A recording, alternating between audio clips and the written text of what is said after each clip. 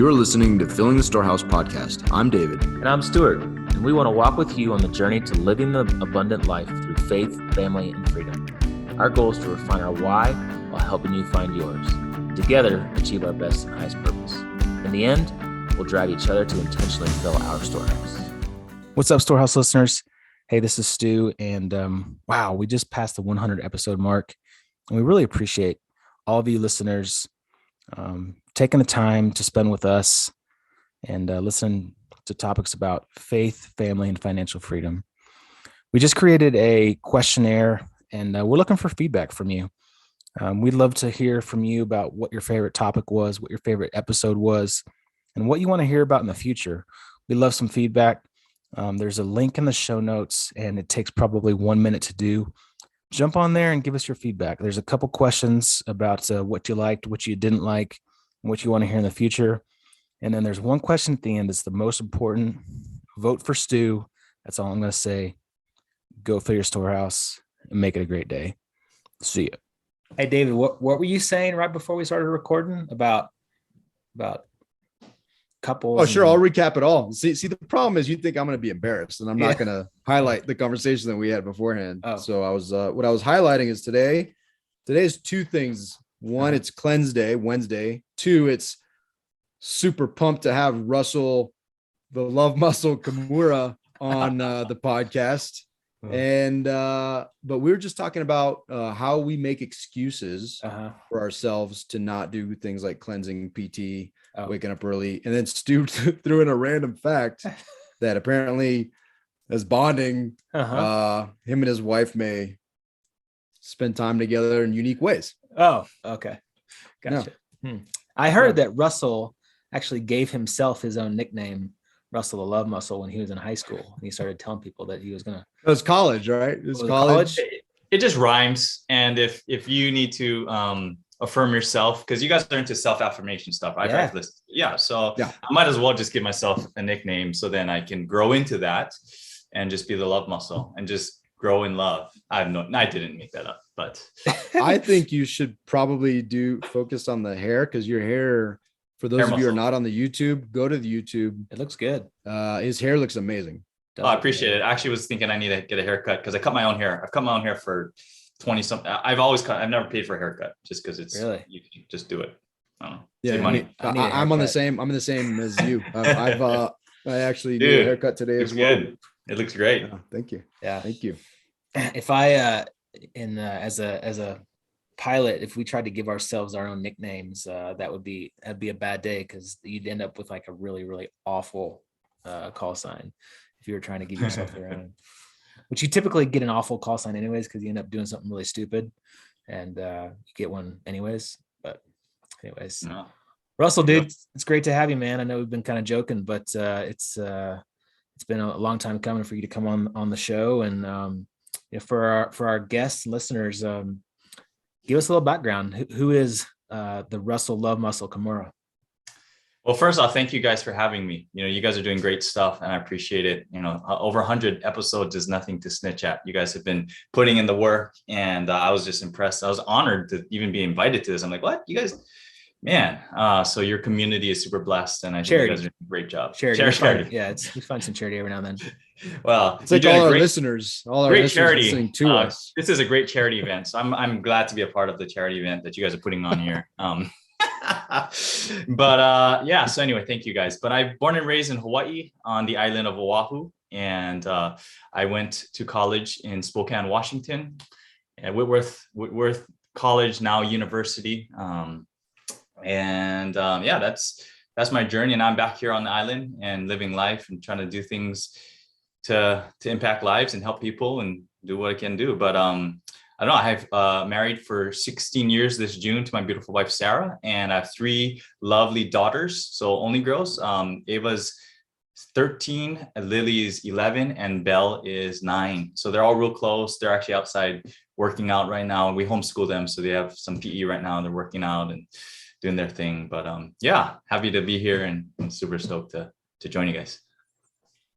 Yeah, and to fill in some gaps as well, Russell and I was stationed in Hawaii, I guess over 16 years ago, before you guys were married, and I was almost 20 years now. Yeah. that I was stationed out there. I had prayed that God would connect me with an amazing church with some amazing dudes that would help me grow, and immediately met Russell. Spent a lot of time together, spent a lot of time with his family, and just was a huge blessing for me. And once Erica went to Hawaii as well, I was the first official nickname, which I'm sure she does not go by anymore, for Ava when she was in Sarah's belly. Panchita. That's right. Little Panchita. I remember that. We even had a onesie.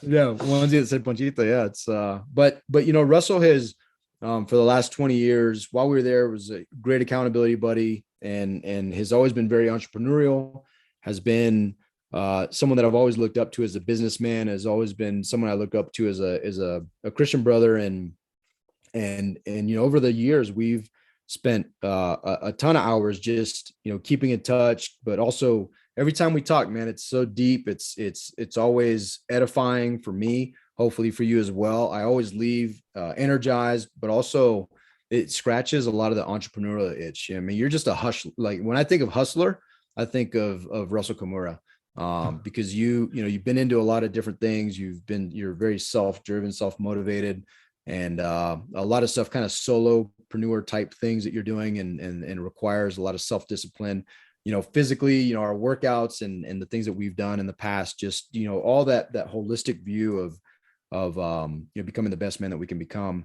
And now, the things you're jumping into, I'm super excited to talk through some of these other ventures that you're dipping your toes into, and that I know will be a success because they're things that you're leading, and I think you've been ordained to be a leader and to really drive change and help people grow. So welcome to the show, man. We're super excited. And you bought the first ever storehouse property from us. Yeah. It was so you're very special to Stu and I and our business to get us off the ground and running, and hopefully that's still making some money for you. Absolutely. Still cash flowing to this day. From day one, it cash flowed. And I obviously probably didn't make enough money that's my one and only one. So I need to get more of those. But at the end of the day, I'm super, super honored to be here, be able to grab one of those properties, and then to see where you guys have grown. It's incredible. So, kudos to you guys. But I love what you're doing here with the podcast and the community and all that you're building, because I know your hearts is to give and to,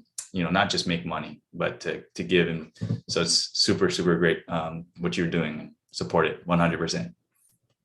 Hey, dude, when we were, so we had a group call with some other guys, recently, and you were talking about kind of the first kind of stage of your life after college. You went into ministry. Yeah. And then after that, you had said that you thought that there might be more opportunities in ministry in the marketplace. Tell us about that. Like, why did you kind of shift, and why do you think that there's more opportunities in the ministry in the marketplace instead of actually in the church? Yeah, great question. I think that more is relative. I think there's tons of obviously opportunities within ministry. And when we say ministry, pulpit ministry, church ministry, full-time staff ministry, where you are on staff, you're running an organization that is a church, and you're preaching the gospel, and you have small groups, and you have activities, and you have services. And I think that's a needed. And obviously when we look in the Bible, it's there. They met in the temple, they met and they did that. And so you had priests. But there's also in the Bible, you have people who were, priests and kings, where they maybe weren't in the temple, so to speak, as their full-time job, but they were in the marketplace, if we will, and they were still making kingdom impact. And so I didn't set out after I left being full-time ministry to be like, okay, I'm going to go into the marketplace because I'm going to make more impact. I just needed a job, I just needed to pay the bills and figure that out.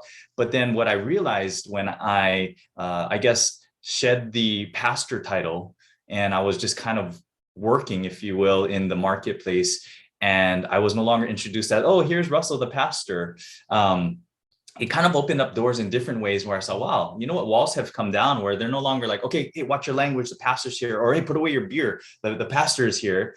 I was just Russell, and I was like, oh, this is cool. Like, not that I don't, whatever, they're going to swear, but I was able to have some different conversations that maybe I wouldn't have normally had necessarily if I came in with the title of pastor. And so I think there's value in both. But I also believe that as marketplace, I use that term, but as business professionals, we have an opportunity to do things that maybe people within the church walls can't.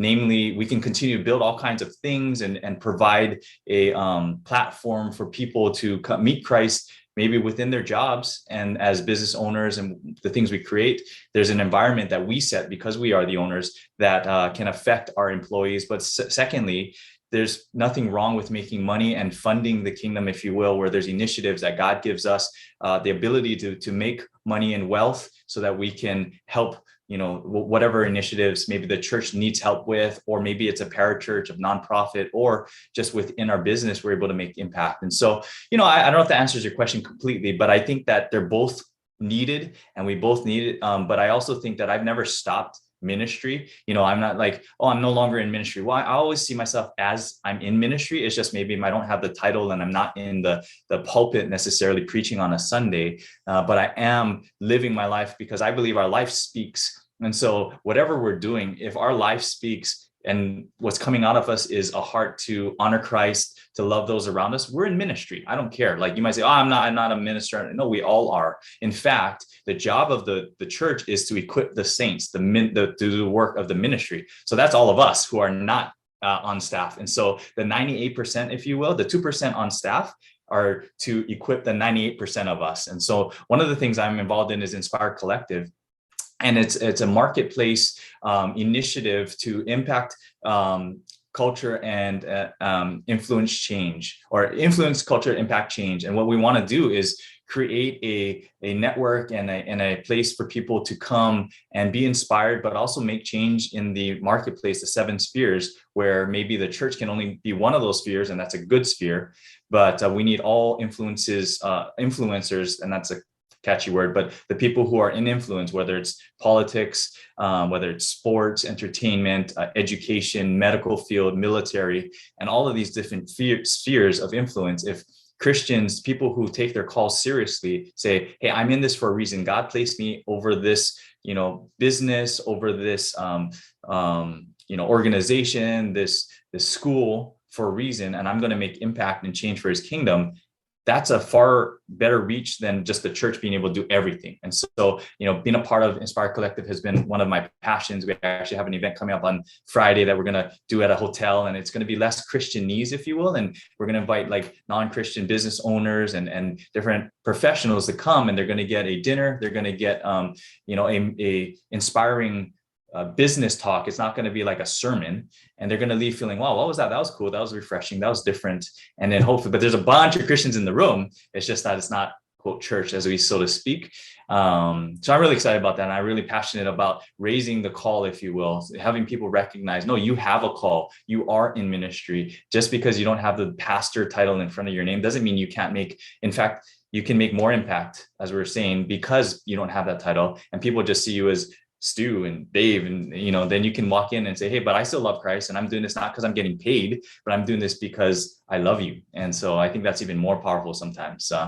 That's a long answer, but hopefully that answers your question. Oh man, that was awesome. And I was just going to say, there's so much there. I would encourage our listeners to go back and listen to that, because you hit a number of points. So Stu and I are huge fans of the Gospel Patrons, John Reinhardt, and the book that he wrote. And we started a small group to go through his other book that was the Giving Together, and just seeing, and most of the guys in that group, while they're, believers, they're also very entrepreneurial. They're very business-minded individuals.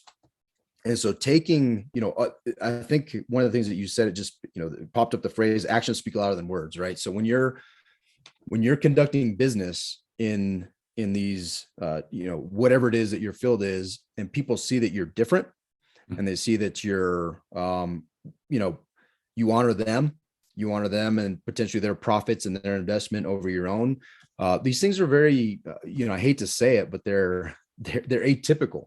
Right. Most people are in it for themselves. And we see that. And we were talking before this call about a number of folks that, experiences that we've had recently that you just see, and it's very tangible in it. And it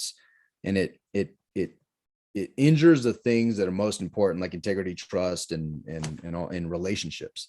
And so I think that all that stuff that you just said is so, it hits us right in the heart, because that's our desire, right? Is to do business differently. Mm-hmm. Unfortunately, the standard is not that. It's Mm. it's different. But what's good is you can rise above the standard and just think differently, do things differently. And then, like you said, you leave the situation, leave the dinner, you leave the experience edified, empowered, energized, a lot of E words. And I think it's just a great mission. And I love that. If you don't mind, tell us a little bit specifically about, kind of your journey and some of the things that you've done as an entrepreneur. Because I also don't want people to get this sense that this has been easy for you, or it's been a walk in the park, because there's been some significant challenges and you've done some significant pivots as well. But I think those are important things to notice. Yeah, 100%. So I was blessed out of college, or out of ministry. When I jumped into the workforce, I worked at a restaurant for a few years and was a waiter. And then I was really looking to build a career, if you will. I thought that's what it is, like build a career, get into a job, because I want to have kids. I want to have something stable. And so I was blessed to be a part of Gravity Payments, which is a credit card processing company out here in Hawaii, or it's in Seattle, but we started the Hawaii branch. And I helped be a part of building that team and sales, and I did that for about 11 years. And during that process, I just grew so much learning about business. I got to work with a lot of small business owners and help them with their payment processing. And I was cold calling, I was knocking on 30 doors a day, and just introducing myself and trying to, drum up business for Gravity Payments. And I was fairly successful in doing so. And I developed a skill set that I now am grateful for, years later.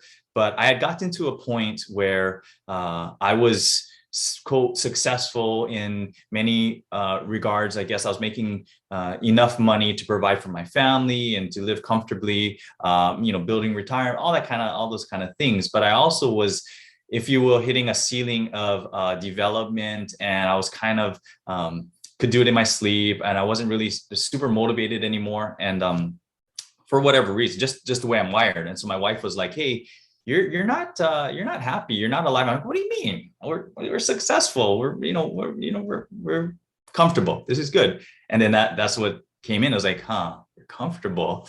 But I told myself, but isn't that what everyone wants, right? We all want to be living comfortably. We all want to have a nice, steady job that you can do, and you're doing well. You get pat on the back because you're successful and you've done a good job, and people look up to you and you're leading this and that. And it seemed like this is good. But the way I'm wired, I wasn't happy. I wasn't, my wife is she's very perceptive. She has a discernment gift. She has a faith gift, which comes into play in this story. Is like, she's like, you gotta leave. You gotta go do something else. I'm like, what do you mean I gotta leave? What are we, she stayed. So backstory, she's a amazing nurse that left being a nurse to homeschool our 3 daughters.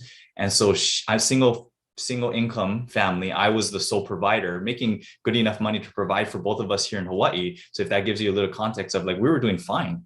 So the thought of me leaving a safe W-2 job to do something else, granted, I had a lot of flexibility. So it was kind of entrepreneur where, like, I wasn't clocking into I was doing sales. And so I had a freedom. I was like, this is a pretty good job, but she was like, you're not happy. You're not developing. God's created you for more. I'm like, but what could be more? I mean, sort of, but then I kind of knew, but then the bigger thing was the fear.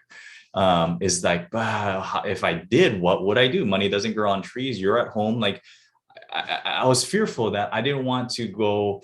I was like, there's no lateral move that I can see where I'm just going to go, and not skip a beat. It's probably going to go like this. I was telling her, hey, if we do this, it's probably going to be a season of down, and then take some time to build up again to where we're at, because it doesn't just happen that way.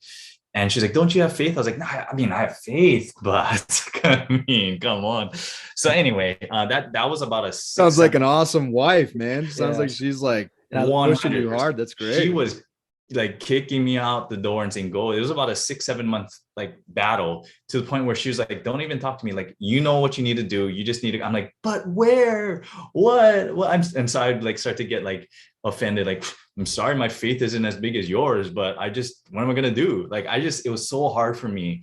I just couldn't see it. Right. Fast forward, eventually, I found solar. My neighbor out here was doing solar, and I was consulting with him, helping him trying to make a decision about a solar company. And I sat in on one of his meetings, said, I'll go with you. And I started listening to the guys talking. I'm like, wait a minute. You're telling me if you sell this, you can make this, and you just got a cold call. And I was like, that could work, And so it was almost like God was like, here you go. Are you going to jump? And I was kind of in this. So anyway, long story short, I jumped from my W-2 job, jumped into solar, figured that out, sort of, and was able to make enough money to sustain us. So obviously God was faithful. And, but I will say, so that was about 2.5, 3 years ago. And I would say in those 2.5, 3 years, I have grown in more ways than I can even think of on this journey of learning how to, one, trust the Lord, but also like develop myself. I look back and, the growth in which my habits, my mindset, the relationships, all that stuff of what, like, I think my wife knew. This is the beauty of it. She knew, like, she was like, you are made for more, and you're going to develop more, and you're going to grow more. Not that it was all about me, but she just knew that, that's what needed to happen. Has exponentially in the last 3 years, potentially more than my 11 years at Gravity. I grew a lot in Gravity, so it's nothing against that. It was just the being on your own and being like, okay, it's all on you now. Like, I was comfortable back then. I think back, like, how did I even function back then? Like, I didn't even. I would just wake up and just, again, comfort. I'd just wake up, I'd do my thing. I've done it for 11 years and I knew how to do it. But now I wake up like, okay, like, I got to get myself straight. Like, I got to get my routines in. I got to make sure that I'm sharp, because it's all on me, and I got to figure that out.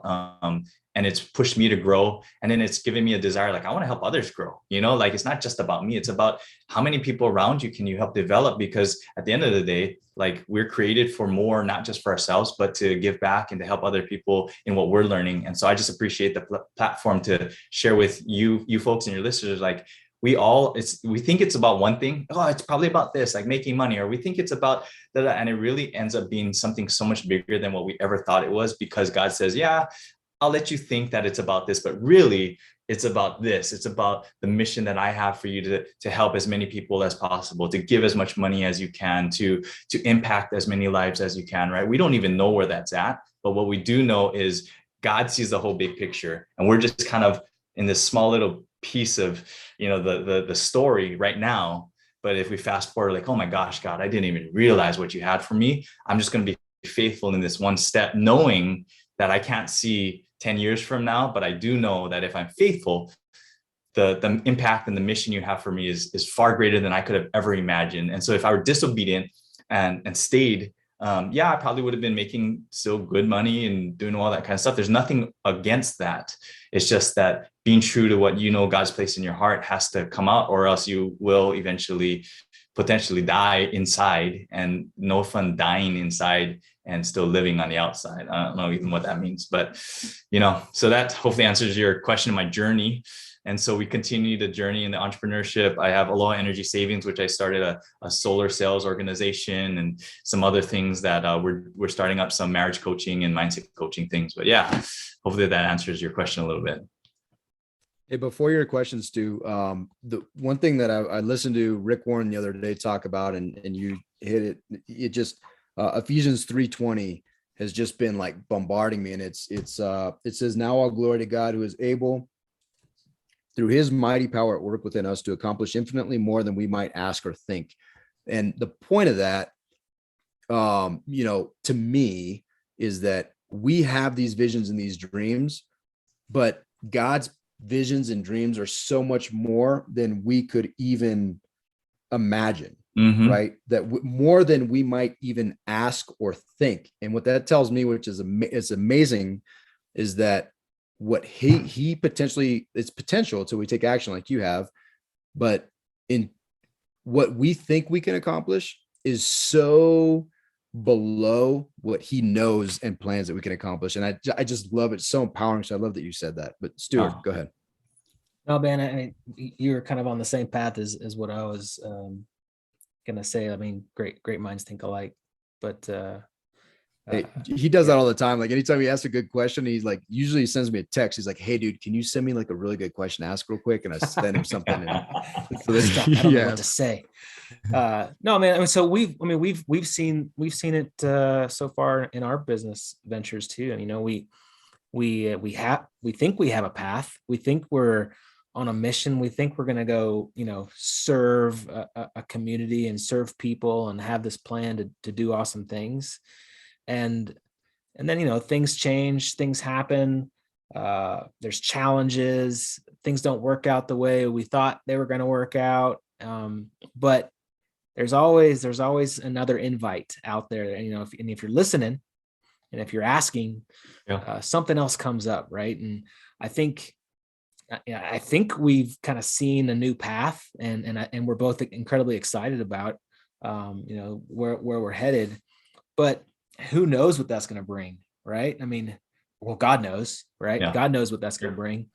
But I mean, it's super exciting, man. And, you know, this mindset stuff and this marriage stuff, I'm super excited about what you guys are doing in that. And, you know, David was telling me about the marriage reset you guys did. And unfortunately I couldn't make it, but I mean, I heard it was awesome.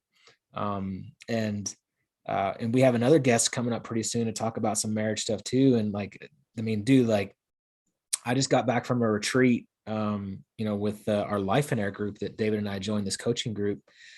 And there were some couples there in my small group that like married for 40 years, you know, successful business owners, real estate investors, and, you know, 4 kids, grandkids, like sounds just incredibly doing awesome. You know, in the word success, you would think that they're defined by success, but even all this stuff that sounds amazing, like there's challenges with marriage, right? And you know, I'm not going to tell the stories of these 2 individuals because I really don't have the approval to do so, but you know, like marriage and serving your spouse and serving your family, at the end of the day, all the success and real estate and business and money and all this stuff, dude, it all goes back to the family to be the most important thing in our world. And I saw that in these 2 couples this weekend, and it just it was encouraging, empowering, and you know, it excited me to get focused on my family, most important. So if you could, dude, I mean, talk about a little bit, you know, about your mindset stuff that you've started, about your coaching, about these marriage resets and the stuff you're starting to do. Yeah, thank you. In this journey that I mentioned in the last 2.5, 3 years, I've realized, well, I've consumed a ton of content just in growing myself and trying to understand how this all works. And I don't have it all figured out, but what I do realize is so much of what happens is linked back to our mindset. And no one ever told me about that. You know, school doesn't necessarily tell you about it, you know. So it really struck me that mindset is such a big portion of what we do, how we do it, and what happens on a daily basis in our business, in our family, in the way we raise our kids, the way that we respond to our friends, our coworkers, what we start, what we don't start, like everything comes back to like the way we think. And it just blows me that that's the starting point. Yet how much I wish, you know, if we were to go back, like I wish I had mindset coaches back, you know, 11 years ago that was telling me, hey, right? I'd be like, it's so brand new to me, but please tell me, like, I want to learn, I want to understand this, because that will help me set on a trajectory for something that, who knows, but if I thought differently about it, I could have changed different things, right? And so my heart is to help bring people to a place where they can understand that their mindset is so important. And if we engage it in a way that, I guess if we're open to it, like what David said, like that scripture, no eyes see, no ears heard, like no mind can comprehend what God has prepared for us. Like that alone, for days I can think about, like, man, so if that's the case and that's how God sees it, why are we limiting ourselves? And what needs to change in my mindset so that I can not achieve, but I can do things that I never thought were possible, but God thought was possible, right? So it's almost giving ourselves permission to do things that God's like, yeah, I'm waiting for you. And like, well, I didn't know I could do that. Yeah, you could, right? And, awesome. and it's just a mindset thing. And yet I feel like it's so the coaching thing is like, I also have this, I've always had a coaching heart to empower people. Like I want the best for you. I want to see you succeed. I want to see you move the ball down the field, so to speak. I want to see you like win. And so like, that's what I believe a coach does, is a coach is there for your success. I want to help you win. I want to help, but I'm going to help you do that through different tools. And so there's two pieces that I'm developing right now. One's a mindset coaching business where I want to help coach people through mindset things to help them achieve whatever God got for them. And we do a Monday mindset thing that I'm just starting on Zoom, and we're going to have conversations. That's a free thing, but I'm going to do marriage or mindset coaching agreements. I have a couple clients right now. I'm looking to coach more people through different principles and different goals to help them achieve what they want to achieve, which starts with mindset. But the second thing is the marriage coaching thing. And you mentioned it. So this past Saturday, my wife and I, my bride of 16 years, we did a marriage refresh event. And the idea was we wanted to start the year off to help couples be refreshed. And, the idea of refreshing is sometimes we get stale. It just kind of is what it is. We need a little refresh. And so we did this Zoom event, and we had close to 60 people. I think 28 couples came on, and we had a panel. David and his wife were a part of the panel, and we had a panel of married 1 year, 10 year, 20 year, 30 years, and 40 years, 50 years as well, share some wisdom with us. And it was just incredible to hear just these stories and the wisdom from these couples and the feedback we got. And the whole idea was like, hey, let's help couples be intentional with what's important. Like you said, we can make all the money in the world, we can be successful in our businesses, but if our home life and our marriage particularly is left to the side, which I think happens a lot, what is it really worth, and what are we doing with our lives? And so if I can go back to like the reason why we started marriage coaching is if you fellas have probably played sports, and if you were to take the analogy of like your kid comes to you and is like, hey, I want to, and I was a soccer guy, so if my kids say, hey, I want to play soccer, I was like, okay, great, that's awesome. You know what we'll do? We are going to have you sign this piece of paper, and we're going to do this big ceremony, and we're going to give you like this nice soccer ball and these shin guards and this kind of uniform. And we're going to walk you down this thing, and we're going to say, now you can play soccer. And then you go off and you let us know if you go for it and see how it goes. Like, that's the stupidest thing I've ever heard. And I know it's a dumb analogy, but I think like we don't do that with sports. Like if you want to learn something, you sign up and you get a coach and you get a season and you play and you have practice and you get better over time. Because if you practice and you put intention to it, you're going to get better, right? If I want to, whatever it is, it could be physical fitness and getting a trainer. It could be whatever you're trying to get better at. But the most important relationship in our life, marriage, our spouse, it's what we do. We sign a marriage covenant, or not even a marriage covenant, just a little paper, the certificate. And then from there, there's nothing. Like it's that, and then marriage counseling if you're in trouble, which people don't want to go to marriage counseling because then it's like, oh, you're in trouble. Yeah. But there's nothing in between. And I was like, what if we created something to coach marriages, to say, hey, look, it's not counseling. You're not in trouble. You're just like looking for ways to improve. And we're going to do a season where there's going to be specific accountability. There's going to be specific topics that will help you grow in your marriage.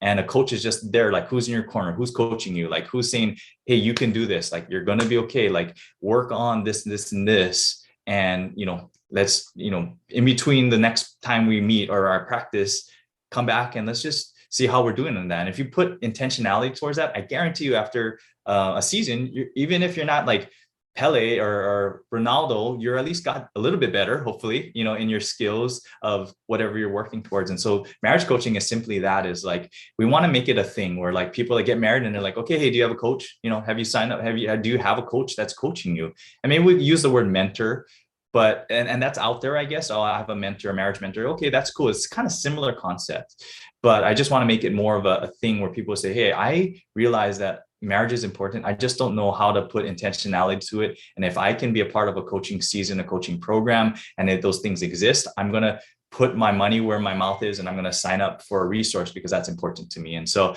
we're going to see how it goes. Maybe we get 2 couples that say, sign me up, we get 0, whatever, to sign up for the marriage coaching season that we're going to launch here soon.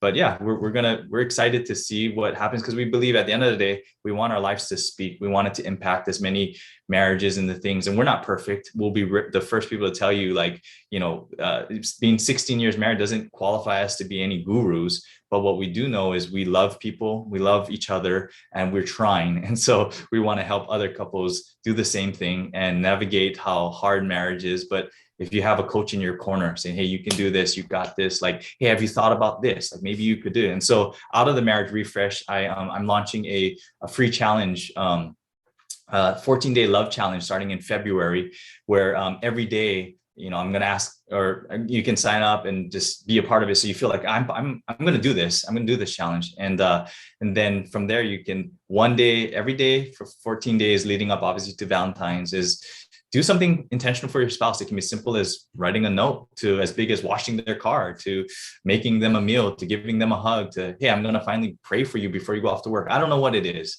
But simple acts of love, intentional love.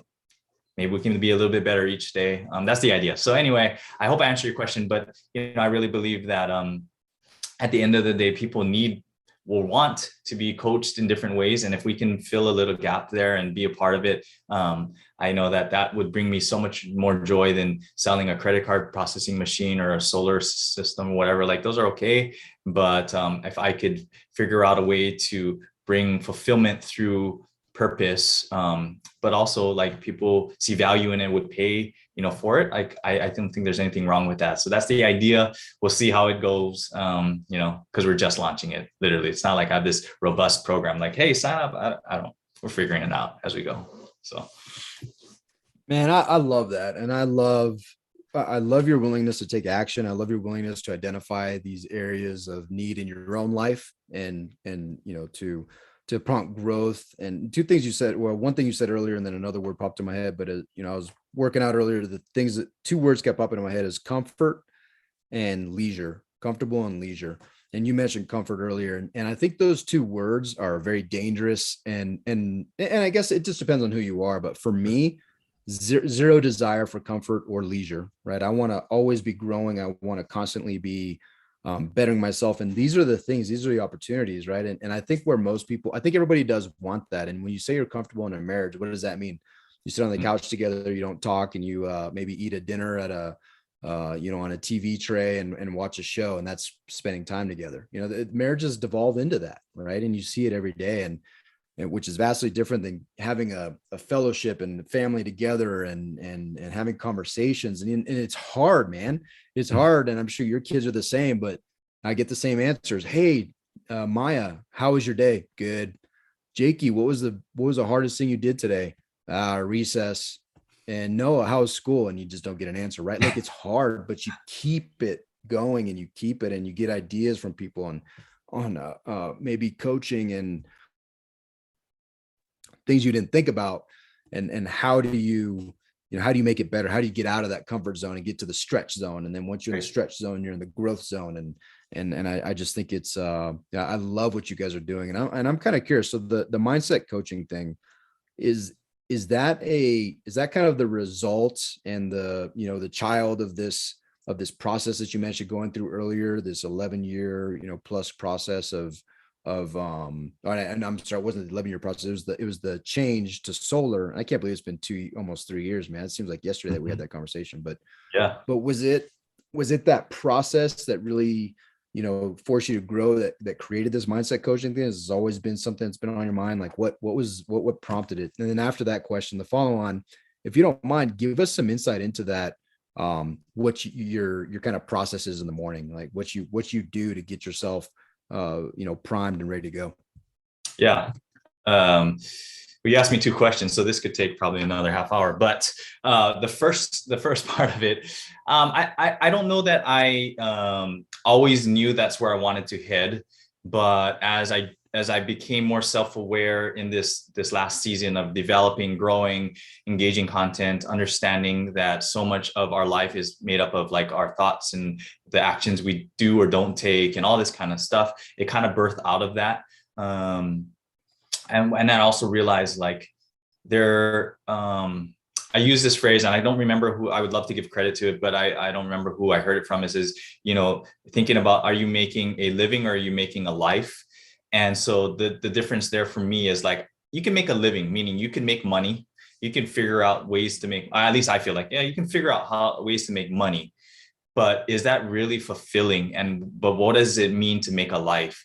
And so when some of these other people that I was listening to, and they were asking like, what do you want? Like, what do you really want? The Spice Girls question, right? Tell me what you want, what you really, really want. Like, what do you want?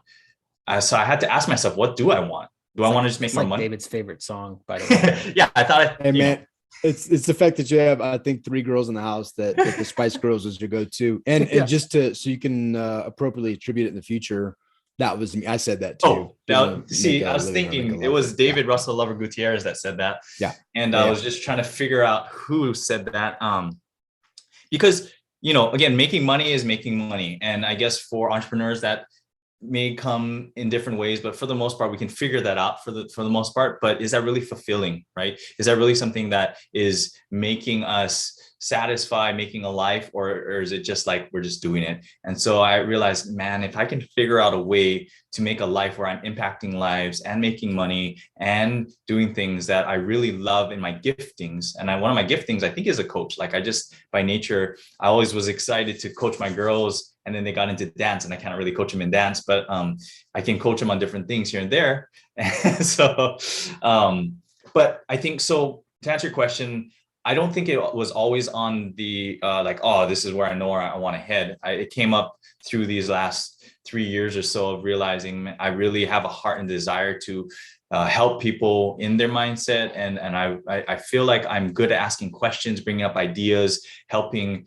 people think through things in a way, because that's what sales is. It's asking good questions. It's really trying to hone in on like, what is it that you guys are trying to do, and can I bring a solution? Well, similarly with coaching, it's just like identifying what do you want, and are there ways that I can help you get there? And maybe there's certain limiting beliefs. Maybe it's subconscious, you don't even see it. I know you guys kind of talked about that the other podcast, but like, it's very true. There are so many thoughts that we're not even aware of that are hindering us. There's glass ceilings. There's things that, limiting beliefs that if I can help identify for you, oh, right there, you said that. Do you know where that comes from? Because until you address that, you're never going to rise above that limit. And then you want to go here, but you're going to have to address that first. And so it's just identifying certain things and then putting things in place to work towards, hey, I want to move in a direction that's going to hopefully in 3 months, 6 months, a year, I've transformed in a way that I'm on track to hit my goals and to be in a better space. I feel like I can help people navigate some of that. And so that's where the mindset coaching kind of came about. But as far as like developing a routine and habit, it just over time has developed. And so typically I'll wake up at around 5:30. I haven't woke up to an alarm clock in about a year and a half. And so my body knows it's time to wake up, and I'll wake up. And then what I'll do is I won't lay there. So I know when it's time to get up, and I kind of just know it's time, and I'll just get up. And then I will do right away. I'll go to the office. It's dark, and I'll do about anywhere from 10 to 30 minutes of stillness, we call it, or meditation, whatever you want to call it. And I just use some guided meditations and just try to be still before I start anything, just to get my mind focused and just see if I can still myself. And then from there, I have a bunch of journals, and they're really pretty, if you can see, butterflies and different things. And so each journal has something on there. One's a gratitude, where I write, a bunch of things that I'm grateful for. And then I also write, and then I read the word. So I read God's word in the morning. After that, I usually have some kind of devotional or something that I'm working through reading. And then I'll journal a prayer. And so out of the thing that I read in that morning, my next journal, I'll write something like, I'll write out my prayer in just, hey, Lord, thank you for this day. Thank you for that word. And I'll just kind of almost like write a letter to God, but it's just a prayer or journal, whatever. And then my third journal, I just started doing this. I don't know how long, maybe 6 months ago, is I started writing affirmations about my wife. And so, because sometimes like we kind of get into things and we forget about affirming them. And my wife's big on words. So I write, my wife is beautiful. My wife is smart. My wife is confident. My wife is capable. My wife is, abundant. My wife is smart. My wife is a good mom. I'll just write affirmations about who she is. And then I'll write affirmations to myself. I am this. And but I first start with who she is and just kind of affirming her in my mind, and then affirm myself of things that I, try to set my mind towards. And then the last thing I do, I circle back to the first journal and I'll write what the day will bring, like what I want to see happen. So today will bring joy. Today will bring connection. Today will bring sales. Today will bring fish. Like if I'm going to go fishing, whatever I hope to see come to pass today, I'll write it down. Like today will bring this, or what is today going to bring?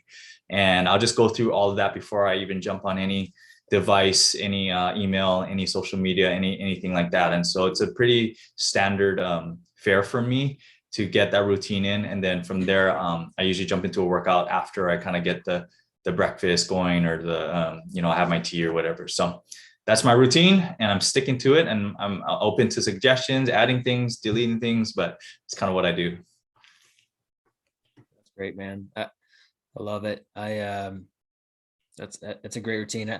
I try to do something very similar, but I love the journaling. I don't do as much journaling as you do, so I'm going to try to add some stuff. And another thing that we had discussed with another friend of ours is writing down meaningful conversations. I'm going to start doing that too. That was a really good one, and a piece of advice that we got from our friend Jason Valadeo.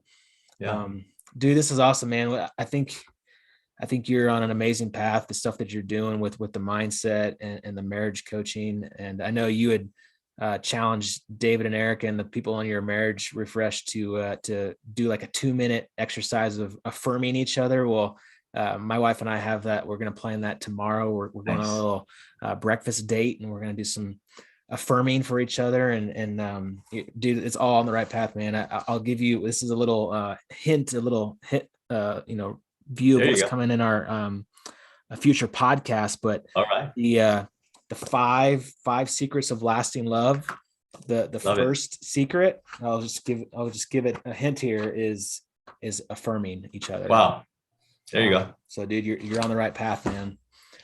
Probably good that you gave Crystal at least the whole night to kind of think through it. Think about it. Probably planned this a couple of days ago. Yeah. Cause I'm just trying to be empathetic and put myself in her shoes, and she's probably gonna have to dig deep to find what she loves about the me. affirmations. Yeah. Yeah. I just wanted to affirm you as well. Thanks, and say that I think she'll put a lot Isn't of that kind of like the opposite of affirming to it.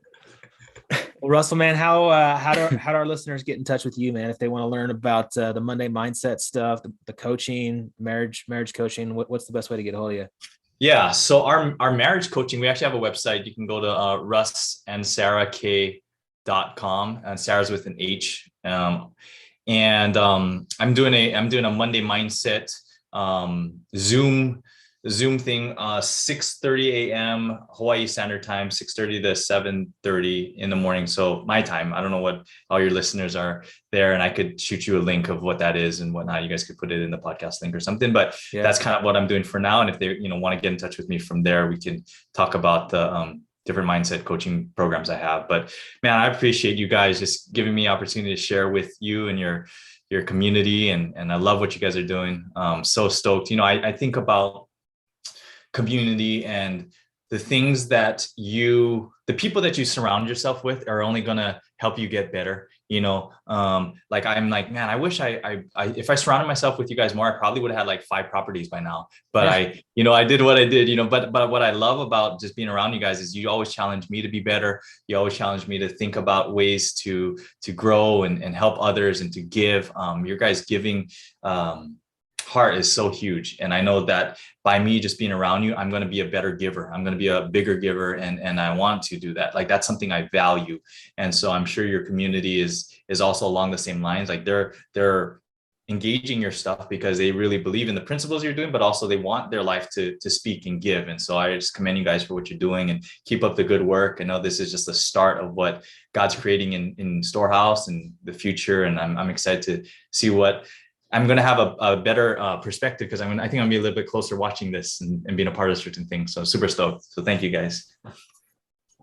Yeah, no, man. Thank you. I always appreciate your kind words. And I will tell you that you are a dear, valued friend. And I think it's amazing that our relationship has stood the, it's not surprising, but it's amazing that our relationship has stood the test of time. And, just your constant encouragement, your love for others, and the fact that you take action on these things and you want to see people grow and be better, and recognizing that you have a gifting and skills to do that and to open people's eyes. Man, I'll tell you, that exercise we did, it was such a beautiful exercise. I haven't stopped sharing it with everybody I've talked to, just challenging people, hey, take 2 minutes and affirm one another. It was so powerful for Erica and I. I saw people on the Zoom call that did not turn off their camera, crying and just, 2 minutes. It was 2 minutes and they were crying within 30 seconds because it was so powerful and meaningful. And just really appreciate you, man. Keep it up. I'm so excited for some future things that we're doing that we'll discuss on later iterations of Filling the Storehouse. But man, the fact that you're part of a group that we're this group of dudes that we can be around, and the fact that you're in there and you just immediate value add. I'm just so happy that you share life with us, and so honored that you're such a good friend, and just looking forward to continuing this journey together, man, and just watching you continue to grow and help others grow, more importantly, which is a beautiful thing. And hopefully I may pay you to be a life coach for Stu. I was actually just going to ask, Russ, do you have a best friend? Is that available? Because I know you've been seeking. It's on, it's on the table. So okay. let's talk. Look, Russ, I'm gonna let you in on a secret. It's always available for Stu, because nobody really wants to be that person. I'm just looking for the right one. I'm just looking for the right one. That's why we do these podcasts. We're just interviewing for the right best friend. Hey, and we're on. You name the price, and I'll be his best friend. You name the price, I will be his best friend. You just. That's good. Well, stuff. Hey guys and gals, we'll put all of Russell's connections and contact information in the show notes. Russell, man, it's great to see you. Thanks for this. It was fun. All right. Hey, share this episode. Take a screenshot. Tell somebody about it. Get in touch with Russell and Sarah. I think they could probably change your lives. Hey, most importantly, go fill your storehouse. Shoots, brother. Shoots, Local kinds. Make it a great day. Aloha. See ya. Thanks for listening to Filling the Storehouse. If you enjoyed our show, please subscribe and share it with someone you love. And if you really felt inspired, leave a 5-star review so we could continue to grow and help other Christian entrepreneurs build their storehouse. If you're interested in creating financial freedom through real estate investing, be sure to check out our website at storehouse310turnkey.com. We'd love to serve you through our platform of Building the Kingdom. Just click on the contact link and we'll reply to you as soon as we can. Again, thanks so much for listening. Now go fill your storehouse and make it a great day.